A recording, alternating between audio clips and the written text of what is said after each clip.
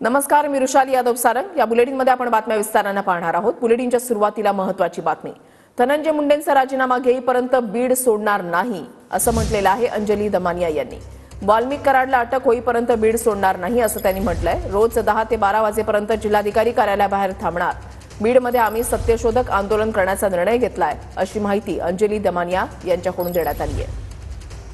जोपर्यंत धनंजय मुंडेंचा राजीनामा होत नाही, जोपर्यंत वाल्मिकी कराडांना अटक होत नाही आणि 3 आरोपी जे फरार होते, ज्यांची आतापर्यंत काहीच माहिती मिळत नाहीये, त्यांना जोपर्यंत का तर अटक किंवा त्यांच्याबद्दलची माहिती जोपर्यंत जाहीर होत नाही, तोपर्यंत बीड न सोडण्याचा निर्णय मी घेतलाय।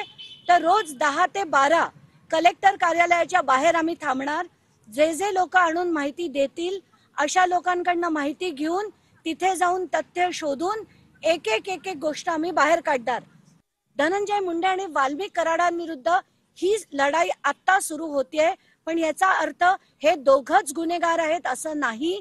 इतरही राजकारणी बीडचे तितकेच गुन्हेगार आहेत, पण सगळ्यांविरुद्ध एकत्र करणं शक्य नाही। म्हणून याची सुरुवात आम्ही धनंजय मुंडे आणि वाल्मिक कराडांपासून करतोय।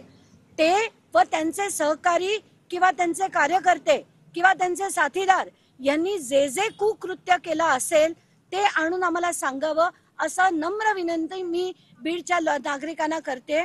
वाळू माफिया, खंडणी वसूल करणं, लोकांच्या जमिनी लुबाडणं, हे सगळे प्रकार सर्रास होत आहेत आणि त्याची अनेक उदाहरणं माझ्याकडे आली आहेत।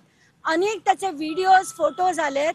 म्हणूनच नुसतंच ठिय्या आंदोलन न करता आम्ही याचा थोडासा बदल करून एक नवीन प्रकारचं आंदोलन म्हणजे सत्यशोधक आंदोलन करण्याचा निर्णय घेतला आहे।